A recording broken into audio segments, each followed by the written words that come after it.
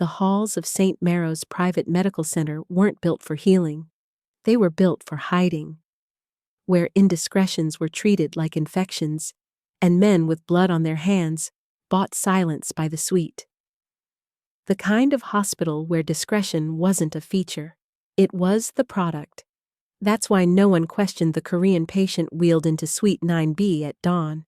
No one except the woman they'd already written off. Amara Cole, 36, dark-skinned, soft-spoken, always early, always invisible. She'd been there 3 weeks, just long enough for the other nurses to assign her a role in their hierarchy. The charity hire. The one who wouldn't last. The one who took the worst shifts without complaint, and nodded when doctors talked over her like she was furniture. Too calm, one whispered during a shift change. Too quiet, another agreed, eyeing Amara's unremarkable scrubs and standard issue badge. Don't ask questions. Don't push back. Probably community college trained. They gave her the menial work, the patients who screamed, the families who didn't tip, the tasks that made the younger nurses wrinkle their noses. When Amara updated charts, they were ignored. When she flagged medication concerns, they were overridden. Dr. Reynolds, the silver-haired attendant who ran the VIP wing like his personal kingdom, once laughed in her face when she suggested adjusting a post-op protocol. "This isn't community college medicine, sweetheart," he'd said, loud enough for the nurses' station to hear. "Stick to vitals and let the real doctors think." Amara nodded. She always nodded, but her eyes, dark, steady, unreadable, never looked away. Then the Korean man arrived. Dawn. No warning. Just the sharp hiss of hydraulic doors and the soft squeak of wheels on polished marble. The patient was unconscious, spine shattered, face swollen beyond recognition. Construction accident. According to the intake form, though construction accidents didn't usually come with armed private security and a hospital-wide gag order. His official name, Mr. Han. No visitors. No questions. The entire wing cleared. Even the hospital director personally oversaw his admission, his hands shaking as he signed paperwork that would never see daylight. The rumors started before breakfast. Not just wealthy, not just connected, dangerous. Amara was assigned to Suite 9B because no one else would take it. The other nurses found Mr. Han unsettling. His eyes were always open, sharp, black. Calculating, even when he couldn't move. He never spoke, never flinched, just watched, like he was cataloging every face, every voice, every weakness. Doctors avoided lingering. Nurses delivered meds and fled. Amara didn't. She spoke to him quietly while changing dressings, her voice low and steady, explained procedures even when he didn't respond, adjusted his pillow at an angle no one had documented, but that clearly brought him relief. She'd noticed the almost imperceptible relaxation in his jaw when she'd tried it the first time. She noticed other things, too. The way his left hand twitched whenever Dr. Reynolds entered. The micro-expression that crossed his face when certain medications were mentioned. The deliberate slowness in his breathing when security changed shifts, like he was memorizing their schedules. One afternoon during rounds, Dr. Reynolds caught her making notes in Mr. Han's chart. "Why is this marked for delay?" he snapped, snatching the tablet from her hands. The nurses behind him exchanged knowing glances. "We don't slow treatment for a man like this. Time is money, Cole." Amara kept her voice even. "His vitals spike every time that medication is administered. I believe there's a contraindication that—" "You believe?" Reynolds cut in, his voice dripping with theatrical disbelief. He turned to the residents flanking him. "Did you hear that? She believes."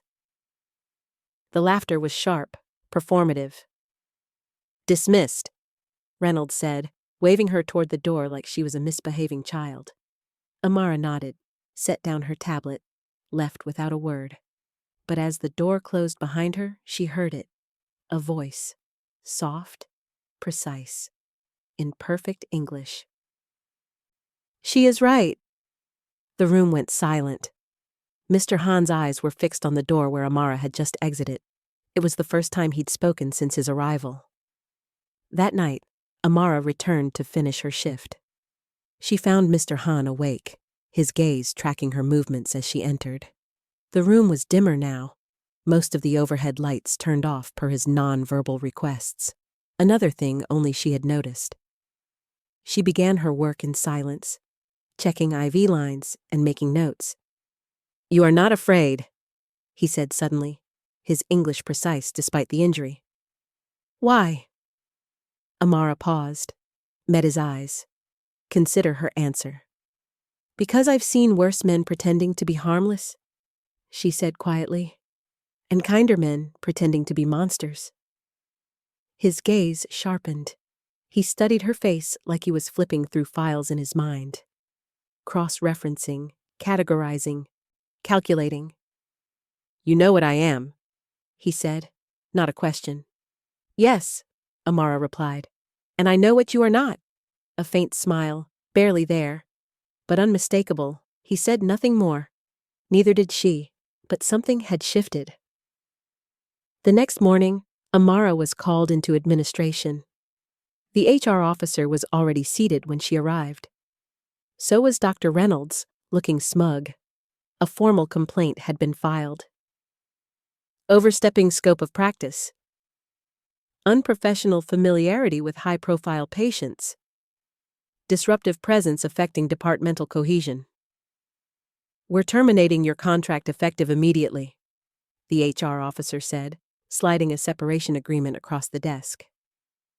Amara nodded, slowly removed her badge, set it down neatly beside the unsigned document.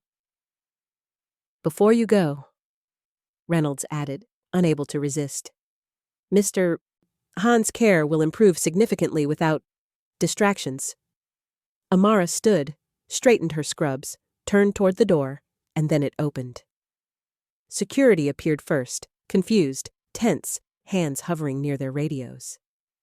Behind them, Mr. Han was being wheeled in, his presence commanding immediate silence despite the wheelchair. Behind him, 3 men in black suits. Not hospital security. Something else entirely. Something that made Reynolds' face drain of color. Mr. Han raised a trembling hand. "Stop," he said, his voice suddenly stronger than it had been in days. His gaze locked on Amara. "You! Do not leave. Hello, my friends. Thanks for joining me on this fascinating story. Before we continue, please kindly help subscribe to the channel, like the video, and comment where you are watching from and what time it's at your end. Now let's continue with our story." The room seemed to hold its breath. The HR officer stammered something about completed termination procedures. Reynolds opened his mouth to object. Mr. Han smiled. It was not a kind smile. "Then neither are you," he said softly. One of the suited men stepped forward, placing a tablet on the desk. Footage began playing.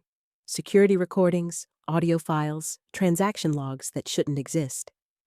And in that moment, as federal crimes unspooled across the screen and Dr. Reynolds' face went from red to white to gray, Amara Cole remained perfectly still. Because this wasn't the first time she'd watched a carefully constructed lie collapse. Before St. Marrow's, before the charity hire label, before the dismissals and the condescension, Amara had worked in financial compliance. She'd helped expose a trafficking ring hidden behind shell companies, 17 layers deep, operating in plain sight. The case had been buried, her name quietly blacklisted. Nursing had been her way back into usefulness, back into work that mattered. She had learned to see patterns where others saw only noise, and she had seen Dr. Reynolds' pattern 3 days into her assignment at St. Marrow's. The tablet screen glowed in the dimmed office. Illegal billing schemes. Kickbacks from pharmaceutical suppliers. Medication skimming turned into a quiet empire of laundered money flowing through VIP suites and offshore accounts. Reynolds' voice came out strangled. "You don't understand." "Oh, I understand very well," Mr. Hahn said, his tone conversational despite the menace beneath it. "Because before I was what you call a criminal, I was a patient. Once. Long ago." His gaze shifted to Amara, held there. "She recognized me," he said quietly. "Not my power. My pain." The hospital director arrived within minutes. So did federal agents. Real ones, with badges and warrants that couldn't be bought off. By nightfall, Reynolds was escorted out in handcuffs, still protesting his innocence to anyone who would listen. The HR officer resigned before she could be fired. Amara was offered her job back, with an apology, a raise, a promotion to senior clinical staff. She declined. "Then what do you want?" the director asked, desperate to contain the fallout. Amara looked at Mr. Hahn, still seated in his wheelchair, flanked by his silent sentinels. "A conversation," she said, 3 days earlier.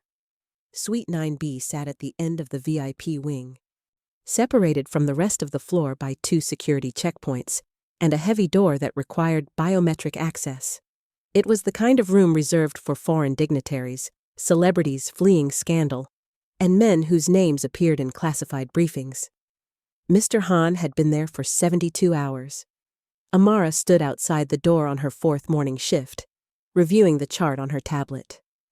The clinical notes were sparse to the point of useless. Patient unresponsive, vitals stable. No change, nothing about his actual condition. Nothing about treatment plans. Just enough documentation to satisfy legal requirements and nothing more. The 2 security guards flanking the door, private contractors, not hospital staff, watched her with flat, assessing eyes. One spoke into his radio.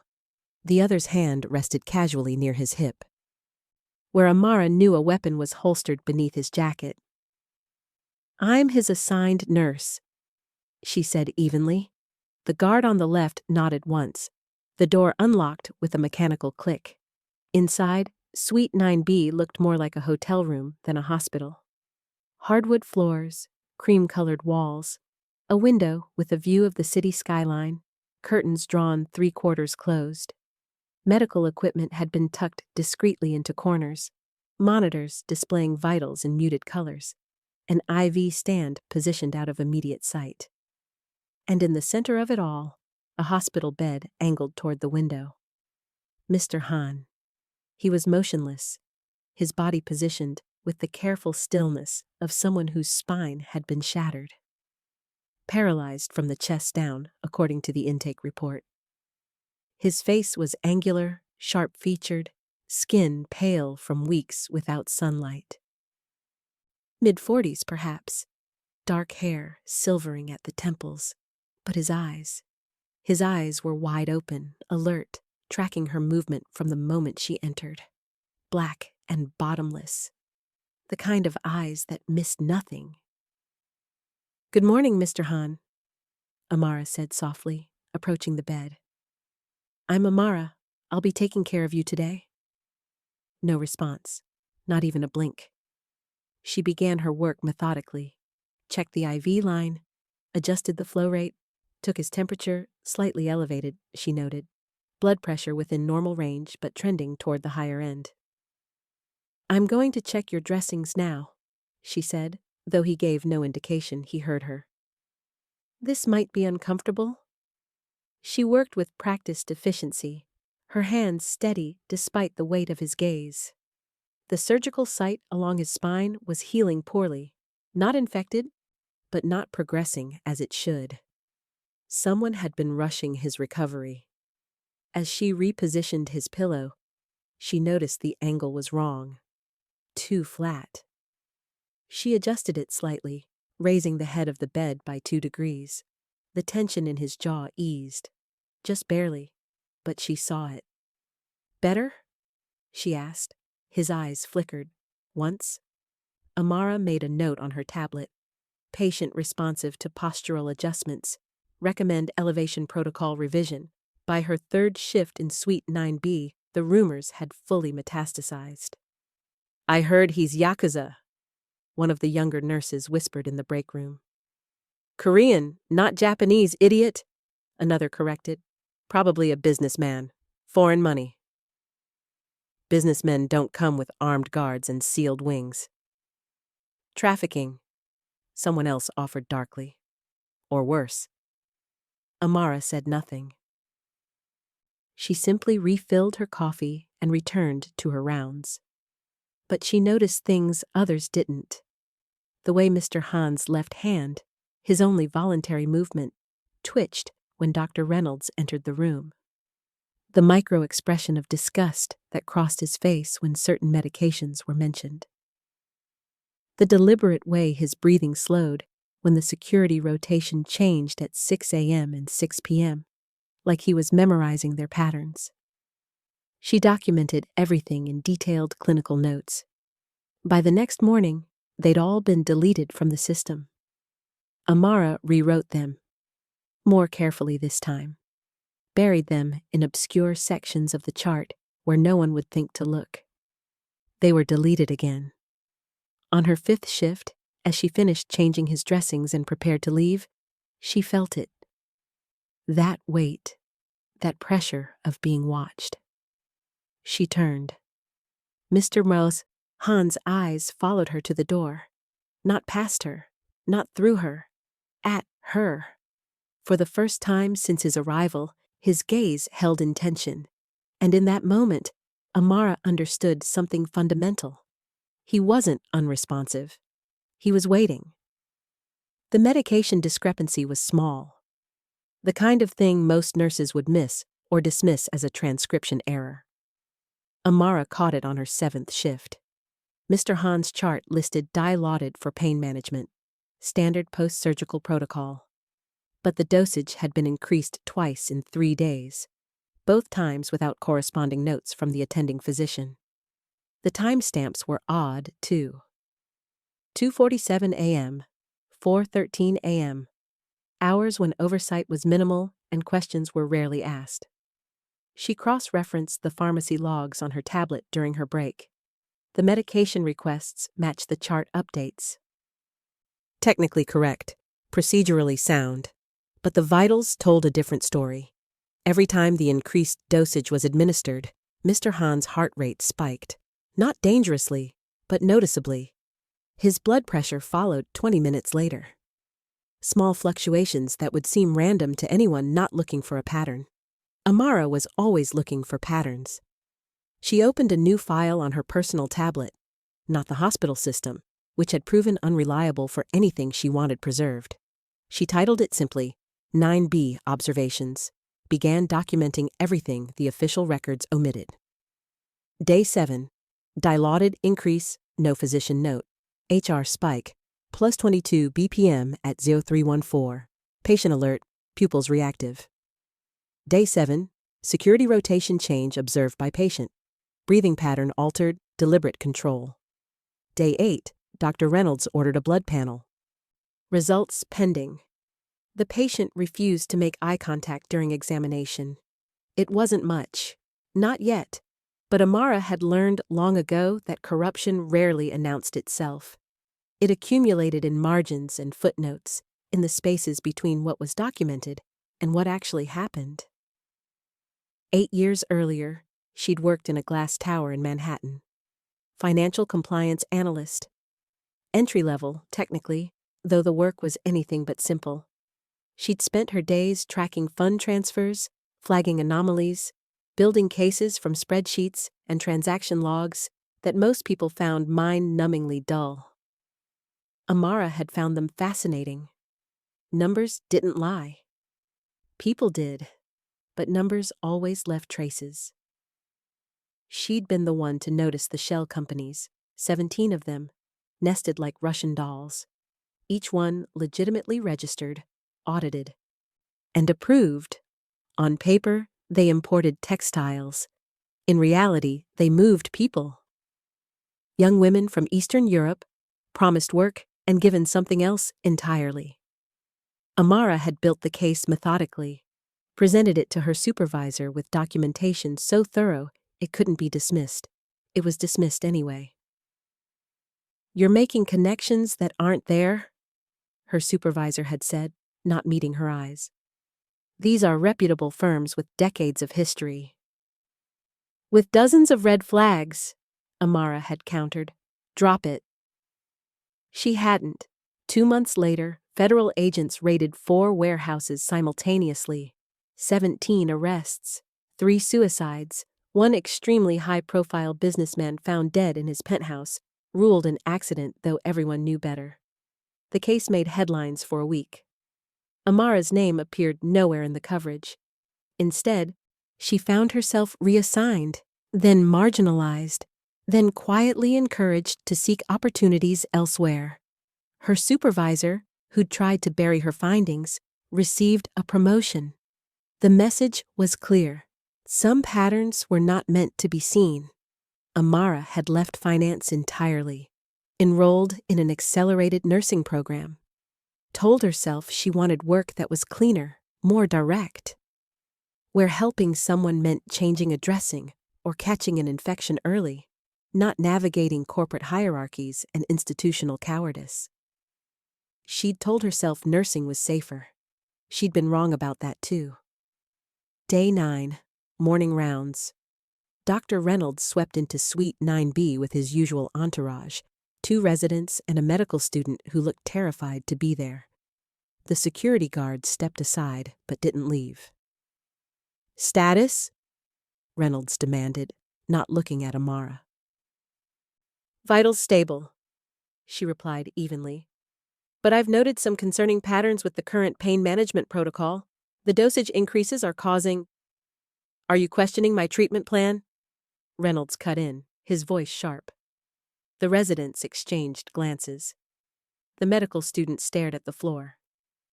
"I'm noting observable reactions," Amara said. "The patient's heart rate consistently elevates following administration and consistent with normal post-surgical stress response."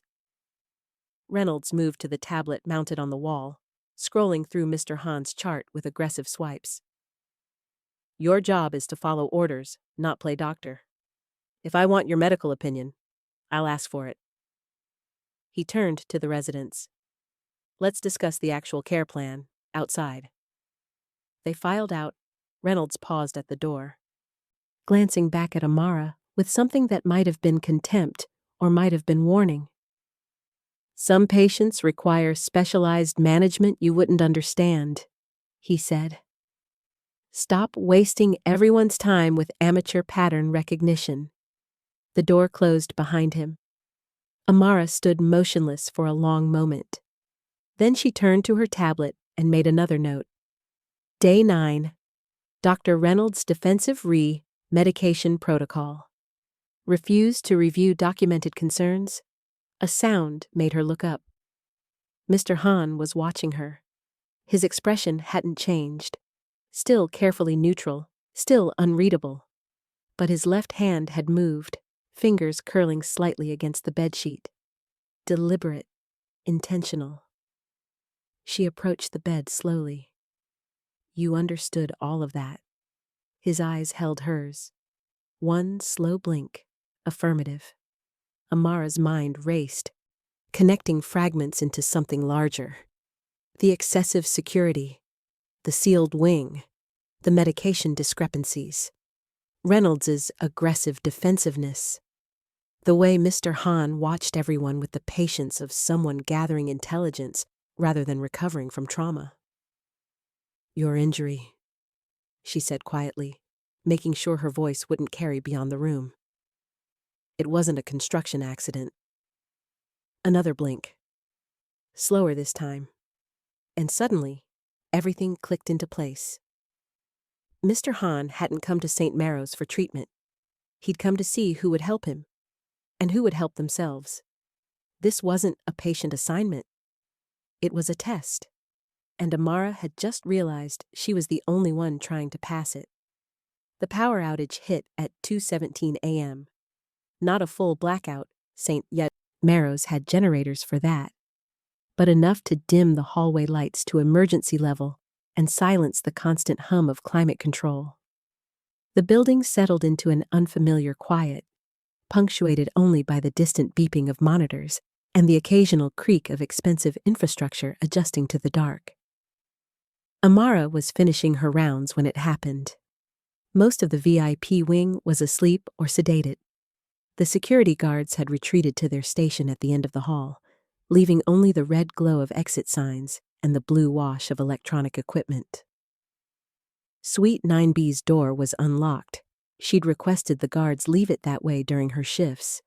Mr. Han couldn't move, couldn't call for help, and the extra seconds fumbling with biometric access could matter in an emergency. They'd agreed, reluctantly. Another small victory in a war of institutional resistance. She entered quietly, expecting to find him asleep. His eyes were open, waiting. "The backup generators will stabilize in a few minutes," Amara said, checking his monitors by the dim light. "Nothing to worry about." "I am not worried." Amara's hands froze on the IV line. His voice was soft, precise, accented but clear. English spoken by someone who'd learned it formally, carefully, and used it rarely. She turned slowly. "Mr. Han." "Amara?" He said her name like he'd been practicing it. "You look surprised." "The chart says you're nonverbal." "The chart says many things that are not true." His gaze tracked her as she moved closer to the bed. "You know this already?" She did. But hearing him speak transformed everything. The careful observations, the documented inconsistencies, the sense of being watched. He wasn't a patient enduring care.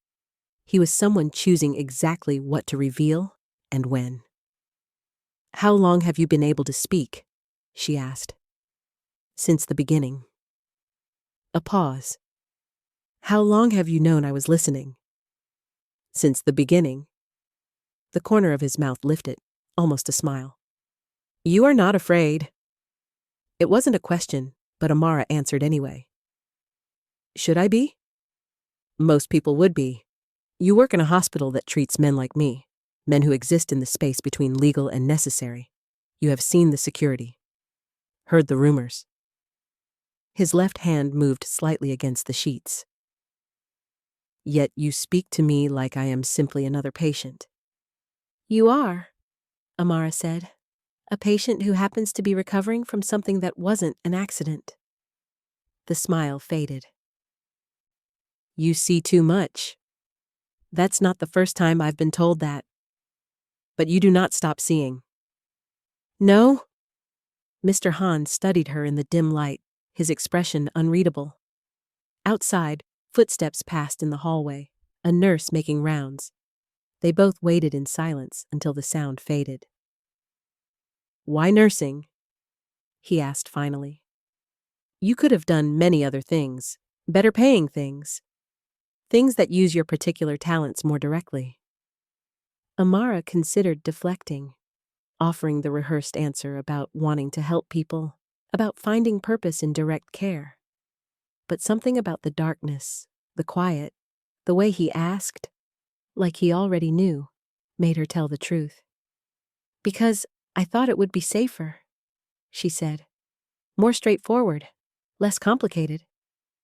"You were wrong. I was wrong."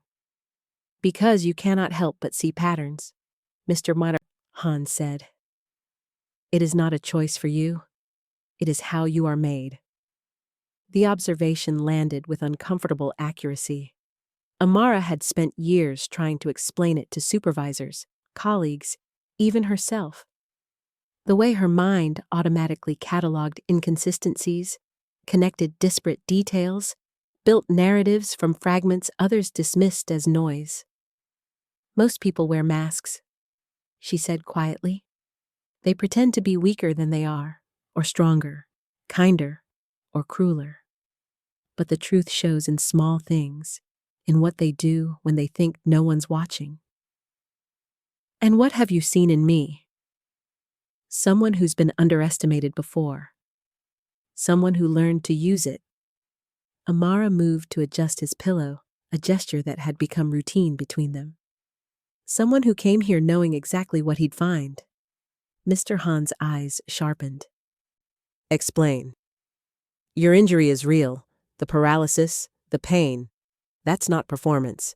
But everything else is. She kept her voice low, clinical. You're testing this place. Watching who cuts corners, who asks questions, who can be bought. The excessive security isn't to protect you. It's to see how people react to power they can't question. Silence stretched between them. Long enough that Amara wondered if she'd miscalculated, revealed too much of her own hand. Then Mr. Han laughed, soft and genuine. I chose silence intentionally, he said. To see who would treat me with dignity anyway. Most did not. The doctors spoke over me. The nurses handled me like furniture. They saw a body, not a person. But you saw them clearly. Yes, and I saw you. His gaze held hers with intensity that felt physical.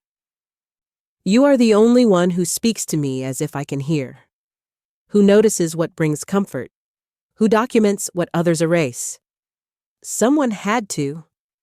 No, Mr. Han said firmly. Someone chose to. That is different. That is dangerous. The word hung in the air between them. Dangerous for who? Amara asked. For you. Men like Dr. Reynolds do not like being seen. Institutions do not like being questioned. His hand moved again, a gesture that might have been warning or acknowledgement. You have noticed things that were meant to stay hidden. You have created a record where none was supposed to exist. Are you telling me to stop? I am telling you that you cannot. It is not in your nature. He paused. I am also telling you that I have been where you are. I know what happens to people who see too clearly. The lights flickered, stabilizing. The hum of climate control resumed. The moment of strange intimacy began to fracture as the hospital returned to its normal rhythms. Mr. Han's expression shifted back to neutral, the careful mask sliding into place. But his voice remained low, carrying a weight that made Amara's pulse quicken. You see more than you should, he said. That can be dangerous. The email arrived at 6:47 a.m., 40 minutes before Amara's shift was scheduled to end. Subject: Mandatory meeting. Human Resources, 8 a.m. No explanation, no context. Just a time and a room number on the administrative floor where nurses rarely went unless something had gone very wrong. Amara finished her charting in Suite 9B without mentioning it. Mr. Han watched her work with that now familiar intensity, his eyes tracking the tension in her shoulders that she couldn't quite hide. Something has changed, he said quietly. Maybe. She didn't elaborate, checked his vitals one last time, made notes she suspected would be deleted within hours. I'll see you tomorrow. His expression suggested he knew better. She didn't contradict him. The HR office was on the 3rd floor, tucked behind frosted glass doors marked with corporate euphemisms, employee relations, professional development, conflict resolution. Amara arrived at 7:58 a.m., knocked once, was told to enter. The room was smaller than she'd expected. Conference table, 4 chairs, a window overlooking the parking garage. Neutral gray walls that probably tested well in focus groups about non-threatening institutional spaces. Dr. Reynolds was already seated, looking relaxed in a way that made Amara's stomach tighten. Next to him sat Patricia Holloway, the HR director, a woman in her 50s with efficient hair and a smile that never reached her eyes. Ms. Cole, Holloway said, gesturing to the chair across from them. Please sit. Amara sat, placed her hands flat on the table, waited. Holloway opened a folder, though Amara suspected she'd memorized its contents already. We've received a formal complaint regarding your conduct with one of our VIP patients. Mr. Han. We don't use patient names in these proceedings, Holloway said, as if Amara had committed some minor breach of etiquette. The complaint alleges several serious violations of professional boundaries. She slid a paper across the table. Amara read it without touching it. Overstepping scope of practice. Unauthorized modifications to care plans. Unprofessional familiarity with high-risk patients. Disruptive presence affecting departmental cohesion. Every line was technically vague enough to be defensible. Every accusation is careful enough to avoid anything Amara could disprove with documentation. Dr. Reynolds filed this complaint 2 days ago, Holloway continued. Since then, we've conducted interviews with nursing staff and reviewed your personnel file. I see. Do you have anything to say in your defense? Amara looked at Reynolds. He met her gaze with something like satisfaction. A man who'd calculated the outcome and was simply waiting for confirmation. No, she said. Holloway blinked. No? You've already made your decision. This meeting is procedural. Amara kept her voice even, professional. You're not asking if the allegations are true. You're establishing a paper trail. Reynolds leaned forward. That's a serious accusation. It's an observation. Amara turned back to Holloway. I documented every interaction with Mr. Han, every medication discrepancy, every vital spike.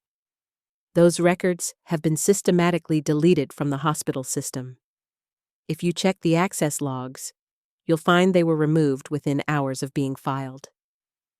Your documentation, Reynolds said carefully, was reviewed by senior medical staff and deemed unnecessary. We have protocols. You have protocols that protect revenue over patients, Amara said. And I have notes showing Mr. Han's treatment was being deliberately mismanaged. The room went very quiet. Holloway's smile vanished. That is an extremely serious claim. Do you have evidence? I did. It was erased. Then you have nothing, Reynolds said, his voice sharp now. Nothing but conspiracy theories and an inflated sense of your own expertise. You're a new hire with a community college education questioning doctors with decades of experience. I have a bachelor's degree from Columbia, Amara said quietly, and 8 years of investigative experience before nursing school. Reynolds faltered. Just for a second. Holloway recovered first. Regardless of your background, the complaint stands. You overstepped appropriate nurse-patient boundaries. Multiple staff members have reported feeling uncomfortable with your intensity regarding this particular case. My intensity. Your obsessive documentation. Your insistence on questioning treatment decisions above your pay grade. Your refusal to accept that some patients require specialized handling you're not qualified to understand. Holloway closed the folder. We're terminating your contract effective immediately. There it was. Clean, efficient, already decided before Amara had walked through the door. She should have felt something, anger, betrayal, the urge to defend herself. But she'd been here before. Different buildings, different accusations, same fundamental equation. The institution protects itself. The inconvenient truth-teller showed the exit. I understand, Amara said. She reached up, unclipped her badge from her scrubs. Set it on the table with the same careful precision she'd used for everything else at St. Marrow's. No drama, no appeals. You'll receive 2 weeks' severance, Holloway said, sliding another paper across the table. In exchange for signing a non-disclosure agreement regarding your employment here. Of course. Amara scanned the document. Standard language about not disparaging the hospital, not discussing patient care, not pursuing legal action. Silence purchased at bulk discount rates. She didn't sign it. "Before you go," Reynolds said, unable to resist, "you should know that Mr. Han's care will improve significantly without your distractions. Sometimes the best thing a nurse can do is know when to step aside." Amara stood, straightened her scrubs, looked at Reynolds with the same calm assessment she'd used on Mr. Han those first few days. "You're right," she said. "Sometimes the best thing you can do is step aside." She turned toward the door. Reynolds chuckled. "That's it?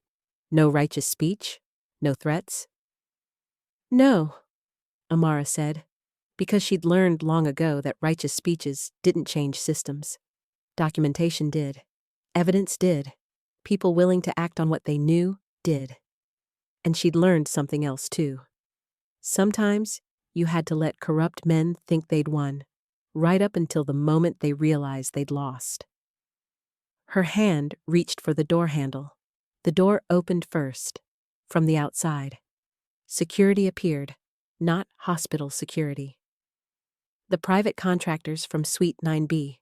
Behind them, Mr. Han, in his wheelchair, flanked by the 3 men in black suits she'd seen shadowing him during admissions. Behind them, 2 people she didn't recognize. Federal badges visible on their belts. Mr. Han's gaze moved past Amara to Reynolds and Holloway. His expression was perfectly neutral. His voice was not. "Stop," he said. The security guards moved first, instinctively positioning themselves between the door and the table, hands hovering near concealed weapons. But they stopped when they saw who was behind them. Mr. Han sat perfectly still in his wheelchair, his presence somehow commanding despite the paralysis, despite the hospital gown, despite everything that should have made him powerless. The 3 men in black suits fanned out behind him with the practiced efficiency of people who'd done this before. The federal agents remained in the doorway, their badges catching the fluorescent light. Patricia Holloway stood abruptly. "This is a private personnel meeting. You can't—" "Sit down," Mr. Han said. It wasn't loud, wasn't aggressive, but Holloway sat. Reynolds had gone very pale. "What is this? Security? Remove these people immediately." "They are my security," Mr. Han said, gesturing to the contractors. "And they are federal agents." He nodded toward the badges. "Everyone will remain exactly where they are." His gaze found Amara, still standing near the door. "You," he said, his voice softening fractionally. "Do not leave." The room seemed to contract around those 3 words. Amara met his eyes, saw something there she couldn't quite name. Permission, maybe? Or vindication. She stepped away from the door. Stayed standing. "There's been a misunderstanding," Holloway tried, her HR training kicking in. "This employee is no longer—" "Then neither are you," Mr. Han said simply. One of the suited men moved forward, placing a tablet on the conference table. The screen illuminated, casting blue light across Reynolds's frozen face. "Play it," Mr. Han instructed. Security footage began rolling. Time-stamped, dated, irrefutable. The pharmacy at 2:47 a.m., Dr. Reynolds entering with his badge, accessing the controlled substance cabinet. Removing medication, not logging it properly. The next clip, Reynolds in his office, meeting with a man in an expensive suit. Money exchanging hands, documents signed. Audio files played next, phone conversations. Reynolds laughing about creative billing practices, discussing kickbacks from pharmaceutical suppliers, explaining how certain VIP patients could be kept longer than medically necessary if the profit margin justified it. "We've been monitoring your operations for 6 months," one of the federal agents said, speaking for the first time. His voice was flat, bureaucratic. "Financial Crimes Division. We had suspicions about this facility but needed probable cause. I provided it," Mr. Han said. Reynolds found his voice, though it came out strangled. You can't possibly. This is entrapment. This is evidence. Mr. Han's tone remained conversational, almost pleasant. Of illegal billing schemes, Medicare fraud, kickback arrangements with pharmaceutical distributors, money laundering through private patient accounts. He paused. And attempted murder? The room went absolutely silent. My injury was not accidental, Mr. Han continued. I was pushed by men who thought I would die quietly in some emergency room. Instead, I chose St. Marrow's. His gaze swept across Holloway and Reynolds. I chose this hospital specifically because its reputation for discretion suggested something darker. I wanted to see who would help me and who would help themselves. That's insane, Reynolds said, but his voice lacked conviction. You're a criminal? Mr. Han smiled. Yes, I am many things the law does not approve of. But I am also a man who was once a patient, long ago, in a different hospital. I remember what it feels like to be helpless, to be invisible. He gestured, and another video began playing. This one showed Suite 9B, Amara entering, speaking quietly to Mr. Han, even when he didn't respond, adjusting his pillow with careful attention, making notes that she thought no one would see. She was the only one, Mr. Han said, his voice quieter now, who treated me like a human being before knowing what I could destroy. The clip continued, showed Amara documenting medication discrepancies, showed her charts being accessed and deleted by someone else, the system logs clearly displaying Reynolds's credentials. She saw patterns you wanted to stay hidden, Mr. Han said. She asked questions you couldn't afford to answer. So you tried to remove her quietly, cleanly, with just enough paperwork to make it look legitimate. She was overstepping, Holloway started. She was doing her job, Mr. Han interrupted. While you were facilitating fraud. The federal agent stepped forward. Patricia Holloway, you're under investigation for conspiracy to commit healthcare fraud. Dr. Reynolds, you're under arrest. He began reading rights in that same flat, bureaucratic tone. Reynolds surged to his feet. This is ridiculous. I'm a respected physician. You can't just... The evidence is extensive, the agent said.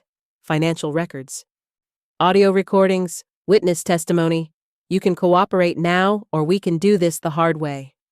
Reynolds turned desperately to Mr. Han. You don't understand what you're doing. This hospital serves important people, powerful people. If you think... I know exactly who I am destroying, Mr. Han said calmly. I have spent my entire life understanding power. Real power. Not the borrowed authority of a corrupt doctor hiding behind institutional protection. He looked at Amara again. Before I was what you would call a criminal, he said, I was a patient, once, long ago, in Seoul, a charity hospital. My family had nothing, but there was a nurse, an old woman who spoke to me like I mattered, who noticed when I was in pain, who stayed late to make sure I was comfortable. His voice carried a weight that silenced even Reynolds's protests. She did not know that one day I would have power. She did not know I would remember. She simply saw a frightened boy and chose kindness. He paused. Amara saw a paralyzed man everyone else feared or dismissed, and chose the same. The hospital director arrived then, flanked by more security, more federal agents. The room became crowded with authority, with consequences unfolding in real time. Reynolds was escorted out, still protesting. Holloway followed, her efficient composure finally cracking. Through it all, Amara stood perfectly still, watching the institution that dismissed her collapse under the weight of its own corruption. Mr. Han gestured for his security to wheel him closer to where she stood. You were offered your job back, he said, with an apology, a raise, a promotion. I declined, Amara confirmed. Good. His eyes held hers with that same sharp intensity. Because I have a different offer. By nightfall, St. Maro's private medical center had been effectively gutted. The hospital director resigned within 2 hours of the federal agent's arrival, his carefully worded statement citing unforeseen circumstances and commitment to transparency. 3 board members followed by evening. The CFO was placed on administrative leave pending investigation. The entire VIP wing was shut down, patients quietly transferred to other facilities with the kind of speed that suggested lawyers working overtime. The news broke at 6 p.m. Not the full story, never the full story, but enough. Federal investigation at elite medical facility. Fraud charges pending. Prominent surgeon arrested. Amara watched it unfold from the hospital cafeteria, nursing cold coffee and declining increasingly frantic phone calls from numbers she didn't recognize. Reporters, probably, or lawyers. People who wanted her story before she'd decided what it was. Her termination paperwork sat unsigned in her bag. At 7:14 p.m., a text message arrived from an unknown number. Suite 9B, 1 hour. Come alone. She went. The VIP wing was eerily quiet. Most of the security had been pulled for questioning. The biometric locks had been disabled. Amara walked through halls that 12 hours ago had been heavily guarded, now empty except for the soft hum of equipment running on autopilot. Suite 9B's door was open. Mr. Han sat in his wheelchair by the window, no longer in a hospital gown, but in dark, tailored clothing that transformed him from patient to something else entirely. One of his security details stood in the corner, the bearded one with the scar down his neck. But he might as well have been furniture for all the attention Mr. Han paid him. Close the door, Mr. Han said without turning. Amara did. You've had an eventful day, he continued, still watching the city lights through the window. Multiple job offers, I understand.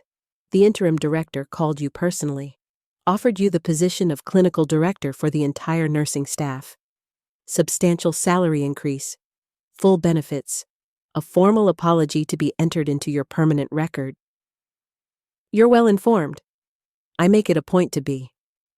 He turned the wheelchair to face her. You declined. I did. Why? Amara considered several diplomatic answers, settled on honesty.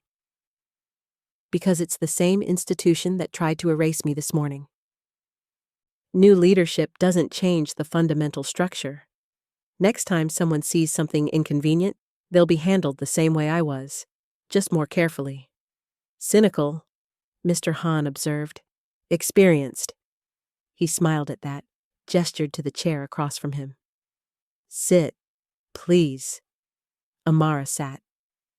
I know who you were before nursing, Mr. Han said. Financial compliance analyst. Columbia graduate. You helped expose a trafficking ring operating through shell companies. 17 arrests. Your work was buried, your name blacklisted, your career destroyed for the crime of being competent and unwilling to look away. Amara kept her expression neutral, though hearing it laid out so plainly felt like having an old wound reopened. You've done your research. I always do. He leaned forward slightly. You left that world because you thought nursing would be simpler, more direct, less compromised by institutional politics and powerful men protecting each other. I was wrong about that. Yes, because the problem isn't the industry, it's the nature of institutions themselves. Power protects power. Systems resist change. People who see clearly become threats. He paused. You cannot escape this pattern by changing professions. Then what do you suggest? That you stop running from it, Mr. Han said, and start using it. The security guard shifted almost imperceptibly in the corner. Amara ignored him, focused entirely on Mr. Han's face, trying to read where this was leading. I don't employ people, Mr. Han continued. I employ skills, talents, specific capabilities that serve specific purposes. Most of my organization is transactional. Do this, receive that, relationship concluded. But there are a few people whose role is different. Different how? They are not employees. They are consultants, advisors. He chose his words carefully. Consciences. Amara blinked. Consciences. Men like me accumulate power through methods that are often morally complicated. We operate in spaces where law and necessity intersect uncomfortably. We make decisions that affect many lives. He gestured vaguely. But power without perspective becomes tyranny. Wealth without wisdom becomes waste. You want me to tell you when you're wrong? I want you to see the patterns I cannot, to notice what I miss, to ask the questions I'm too comfortable to ask. His gaze intensified. You have a particular gift, Amara. You see systems. You understand how corruption accumulates in small decisions and quiet compromises. You recognize when something that appears legitimate is actually predatory. And you think I'd be willing to work for a criminal? I think, Mr. Han said carefully, that you've already learned the difference between legal and ethical is not always clear. That the men who destroyed your career were operating entirely within the law. That the trafficking ring you exposed was protected by legitimate businesses and respectable people. He wasn't wrong. The truth of it settled uncomfortably in Amara's chest. What exactly are you offering? She asked.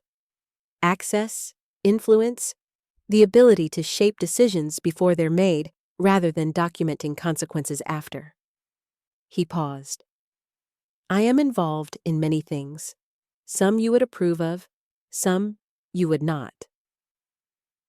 But I have resources, reach, the capacity to change systems rather than simply observe them breaking. In exchange for what? Your honesty, your observations, your willingness to tell me when I am wrong, even when it's inconvenient. His expression grew serious. I have many people who tell me what I want to hear. I need someone who will tell me what I need to know. Amara studied him in the dim light of Suite 9B.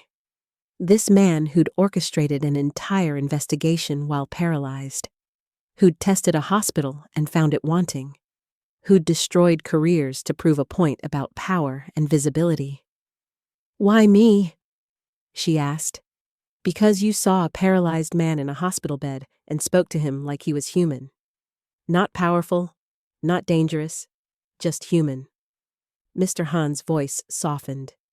That perspective is rare, valuable, and impossible to fake.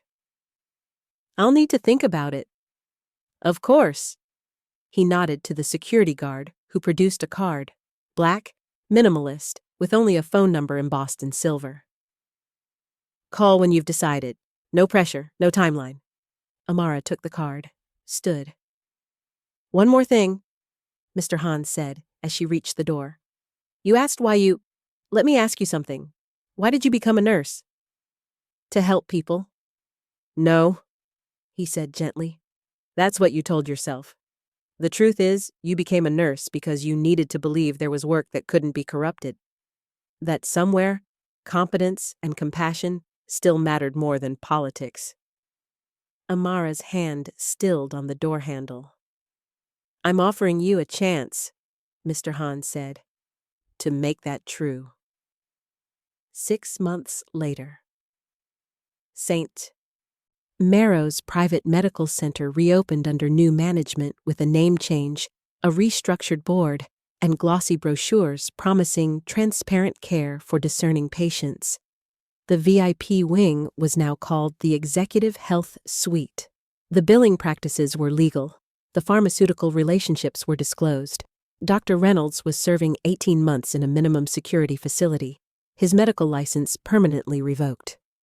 Patricia Holloway had taken a plea deal and was cooperating with federal investigators tracking similar schemes at 3 other private hospitals. The hospital director who'd resigned now worked as a consultant for healthcare reform. His first published op-ed was titled, "When Discretion Becomes Complicity." Amara Cole's name appeared in none of the coverage. She'd made her decision 3 days after leaving Suite 9B, called the number on the black card, said simply, "I'll try it for 6 months." Mr. Han laughed. 6 months, a probationary period. "For both of us," Amara had replied. The building had no sign, no corporate logo. Just a street address in a part of the city where architecture meant something, and discretion was assumed rather than advertised. Amara arrived on a Tuesday morning, 6 months into her arrangement with Mr. Han. She no longer wore scrubs. Her clothing was professional but unremarkable, the kind of outfit that let her move through rooms without drawing attention. A skill she'd always had, now weaponized intentionally. The conference room was on the 3rd floor. 8 people sat around a table made of dark wood that probably cost more than Amara's entire nursing school education. Mr. Han sat at the head, no longer in a wheelchair, but using a cane, his recovery progressing slower than expected, but steadier than predicted. He saw her enter and nodded slightly. No one else acknowledged her presence. She took her usual seat, the chair against the wall, near the window. Not at the table, never at the table. Observers didn't sit at tables. "The Singapore acquisition," one of the men was saying, a portfolio open in front of him. "Legal has cleared it. Financial projections are strong. The existing management structure can remain mostly intact." "Mostly?" Mr. Han repeated. "Explain mostly." 3 executives would need to be replaced. Standard integration." Amara made a note on her tablet. Said nothing. The presentation continued. Revenue streams, market positioning, regulatory considerations. Everything presented with the smooth confidence of people who'd done this many times before. When it finished, Mr. Han looked toward the window. "Amara?" Every head turned. Some had learned to expect this. Others still looked mildly surprised that Mr. Han consulted someone who didn't sit at the table. "The CFO you're planning to keep," Amara said, her voice calm and factual. "Zhang Wei. His expense reports show a pattern." The man with the portfolio frowned. "What pattern?" "He bills significant entertainment expenses to a subsidiary that doesn't appear in your due diligence materials. The subsidiary is registered in the Caymans. It shares an address with a company that was flagged 3 years ago for labor trafficking." The room went very quiet. "How significant?" Mr. Han asked. 700,000 over 18 months. The transactions are structured to avoid individual reporting thresholds. "Legal provided a clean review," someone objected. "Legal reviewed compliance documents," Amara said. "I reviewed behavior patterns. Zhang Wei is either being extorted or he's participating. Either way, keeping him creates liability you don't need."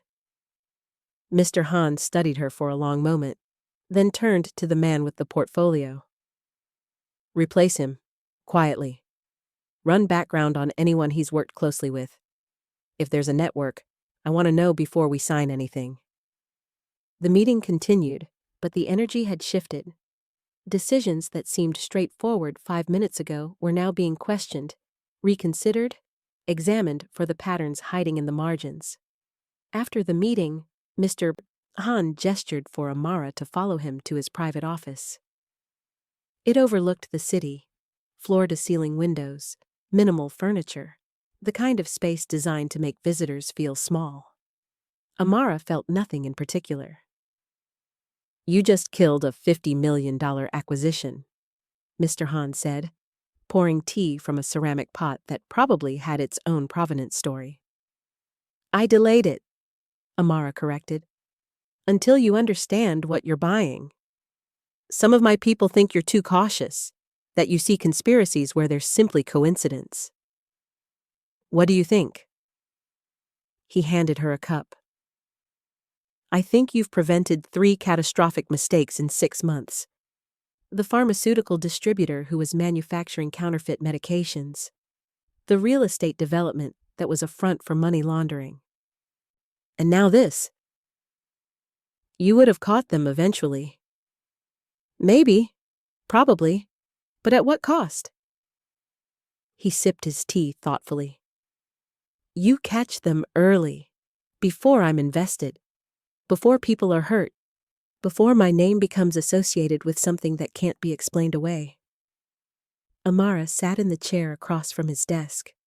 One of the few places where she was allowed to sit at his level rather than observe from the periphery. You asked me to be a conscience, she said. That's what this is. It's not always dramatic. Mostly it's just seeing what people want to ignore because acknowledgement is inconvenient. Are you comfortable with this work?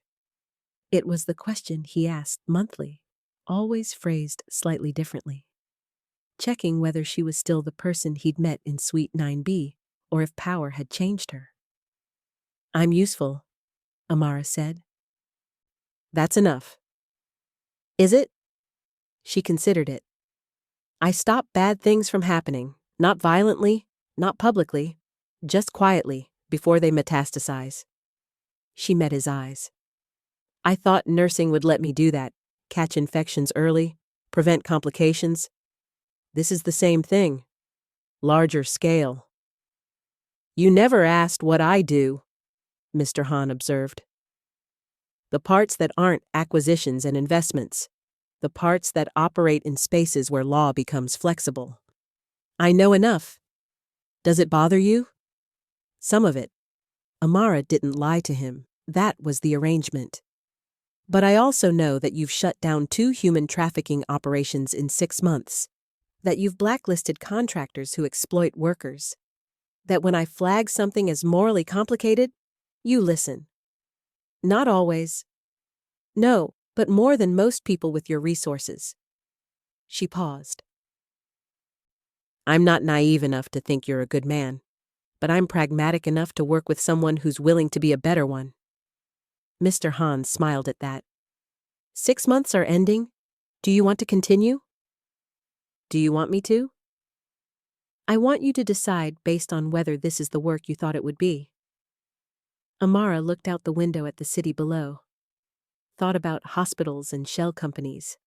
About patterns that only became visible when someone was willing to look. Yes, she said finally. I'll stay. Good. Mr. Han raised his tea in a small toast. To invisible work. To invisible work, Amara echoed. And somewhere in the city below, things that might have happened quietly didn't. Because someone was watching. Someone who'd learned long ago that the most important work was often the work nobody saw. 1 year later. Amara stood in the lobby of St. Maro's Private Medical Center, now called Maro Collaborative Health, and barely recognized it. The marble had been replaced with warmer materials, wood accents, softer lighting. The reception area no longer felt like a luxury hotel trying to hide a hospital. It felt like a hospital trying to remember it was supposed to heal people. She'd come for a meeting with the new CEO, a reformist who'd made his name turning around failing public hospitals. He wanted to discuss implementing transparency protocols across the entire private healthcare network. Mr. Han had investments in 3 facilities. Amara's recommendation would carry weight. But she'd arrived early, deliberately, wanted to see how the place had changed. Excuse me, are you waiting for someone? Amara turned. A young nurse, mid-20s, bright-eyed, wearing scrubs that actually fit, stood nearby with a tablet and a genuinely friendly expression. Just observing, Amara said. I used to work here. Oh. The nurse's face lit up. Were you here during, the whole thing? I was. That must have been intense. The nurse lowered her voice conspiratorially. They actually teach it now, in orientation. Like a whole module on recognizing systemic issues and how to report concerns without retaliation. They call it the ethical visibility protocol. Amara felt something unexpected, not quite pride, something quieter. That sounds useful, she said. It is. I just started 3 months ago and already I've filed 2 medication discrepancy reports and both were taken seriously. My supervisor actually thanked me. The nurse shook her head. From what I heard, that wouldn't have happened before. No, Amara agreed. It wouldn't have. The nurse's radio crackled. I should get back, but if you're visiting, you should check out the VIP wing. Sorry, Executive Health Suite. It's completely different now. Transparent protocols, patient advocates in every room. It's actually nice. She hurried off, leaving Amara standing in the transformed lobby. The Executive Health Suite was on the same floor. The biometric locks were gone. The heavy security presence had been replaced by a single desk attendant who smiled when Amara approached. Can I help you? Just looking, Amara said. Are you a family member? We have visiting hours until 8. No, I used to work here. Before the changes. The attendant's expression shifted to something like understanding. Then you should definitely look around. It's a completely different place now. Suite 9B was occupied.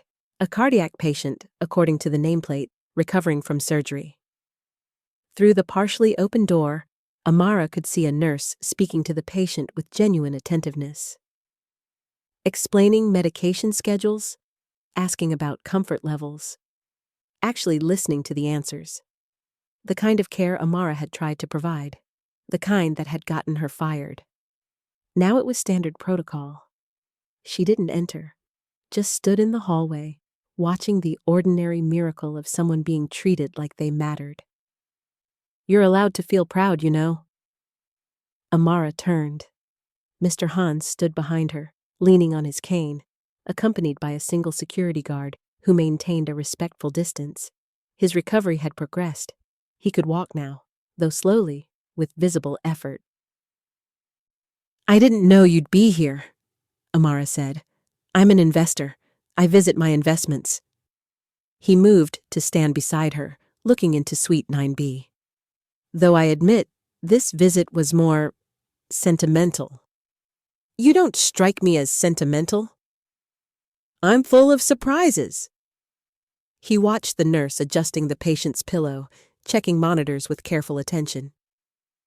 This was your doing, you know. Not just the investigation. The changes, the protocols, the new culture. I just documented what was wrong. You did more than that. Mr. Han's voice was quiet, thoughtful. You showed them what it looked like when someone actually cared, when someone paid attention, when someone refused to accept that cruelty and negligence were simply the cost of running an institution. Amara said nothing. Watched the nurse mark something on her tablet, notes that wouldn't be deleted, concerns that wouldn't be dismissed. I learned something from you, Mr. Han continued. In that room, when I was paralyzed, when everyone else saw a problem or a threat or an opportunity, you saw a person. That kind of attention changes things. It got me fired. It changed things anyway. He shifted his weight on the cane. Do you regret it? The work you do now? The invisibility? Amara considered the question honestly. She thought about conference rooms and acquisitions, about patterns caught early and disasters prevented quietly, about trafficking operations shut down and corrupt officials exposed, about all the work that never made headlines because headlines meant it had already gone too far. No, she said. I don't regret it. Even though no one knows? Even though you'll never get credit? The people who needed to know already knew, Amara said. The nurses who were dismissed for asking questions, the patients who were mistreated, the employees who were silenced. She gestured toward Suite 9B. They know something changed. That's enough. Mr. Han smiled. You're wasted on me, you know. You could be running hospitals, reforming systems publicly, building a reputation. I tried that once. The system crushed me. So you decided to change systems from the inside instead. I decided, Amara corrected, that power doesn't announce itself. That the people who change things are often the ones no one's paying attention to. They stood in silence for a moment, watching the ordinary care happening in what used to be the most guarded room in the hospital. I should go, Mr. Han said finally. My meeting is in 20 minutes. Yours is in 10. I know. He turned to leave, then paused. Amara, when I was lying in that bed, paralyzed, watching everyone ignore me or fear me or calculate how to profit from me, you were the only one who saw me. Really saw me. Not what I could do for you or to you. Just me. I know, she said again. That's a rare gift. Don't lose it. He started walking, his cane tapping against the polished floor. Even when you're sitting in rooms full of powerful people making decisions that affect thousands of lives, don't lose that ability to see the person beneath the power. I won't. He nodded once, disappeared down the hallway with his security trailing behind. Amara stayed a moment longer, watching the nurse finish her work, watching the patient relax into comfort, watching a system that had broken being slowly, carefully rebuilt. The young nurse from the lobby passed by again, pausing when she saw Amara still standing there. Are you okay? She asked. Yes, Amara said, and meant it. She left St. Marrow's, Marrow Collaborative Health, through the main entrance, stepped into the city afternoon, anonymous in her unremarkable professional clothing. Just another person on the street that no one would remember seeing. Her phone buzzed. A message from Mr. Han's assistant. Meeting moved to 3 p.m., conference room C. There's a situation in Jakarta that needs your attention first. Amara read it twice. Pulled up the preliminary files she'd been reviewing that morning. A manufacturing facility. Labor practices that looked clean on paper, but had inconsistencies in the shift scheduling. Workers who'd filed complaints that had been resolved too quickly, too quietly. Patterns. She opened her notes app. Started documenting what she saw in the margins, the spaces between official reports and actual behavior. The kind of analysis that would either kill a deal or save lives, depending on what she found.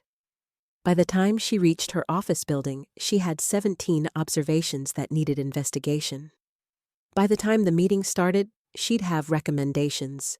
And somewhere in Jakarta, workers whose names she'd never know would be protected by decisions made in a conference room they'd never see, based on patterns noticed by someone they'd never meet. Epilogue. The invisible.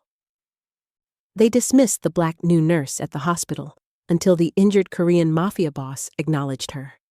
But that wasn't the story. The story was about what happened after. When the cameras left and the headlines faded and the viral moment became just another piece of internet history, the story was the work that followed. The quiet investigations. The patterns were noticed. The system slowly, carefully changed by someone who'd learned that visibility wasn't the same as impact. The story was all the people who were protected by someone they never knew was watching. Because Amara Cole had learned something important in Suite 9B. She'd learned that silence is not weakness, that observation is not passivity, that the most dangerous people in any room are often the ones no one bothered to see. She'd been dismissed as a charity hire. A liability, a distraction. She'd been wrong about nursing being safer than financial compliance. But she'd been right about one thing. She was never invisible. People just hadn't been paying attention. And by the time they realized she'd been watching all along, she'd already changed everything. Thanks so much, my dear friends, for enjoying this beautiful story till this end. If you've not subscribed, kindly subscribe now to be notified when we drop our next story. Also, like the video and comment where you are watching from and what time it's at your end. Thank you.